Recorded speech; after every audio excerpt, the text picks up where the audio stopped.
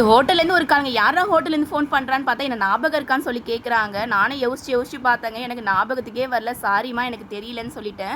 ஆனால் என்னோட நம்பருக்கு தான் வந்து பண்ணாங்க. ஒன்று ஃபேமிலி சர்க்கிள்லேருந்து பண்ணியிருப்பாங்க, இல்லை நம்ம கஸ்டமராக இருப்பாங்க சொல்லிட்டு தெரிஞ்சுக்கிட்டேன். ஒருவேளை வேறு யாருன்னா வெளியிலேருந்து கால் பண்ணி சும்மா ஓட்டுறாங்களா சொல்லிட்டு நினச்சேங்க. அப்புறம் பார்த்தா அவங்க நம்ம கஸ்டமர். ரெண்டு விஷயம் தான் சொன்னாங்க. அது சொன்னதுமே எனக்கு ஞாபகம் வந்துச்சு அவங்க யாருன்னு சொல்லிட்டு. அவங்க வந்து அப்பத்துலேருந்தே நம்ம கிட்ட கொரியர் மூலியமாக தான் நம்ம கேக்லாம் வாங்கிட்டு இருந்தாங்க.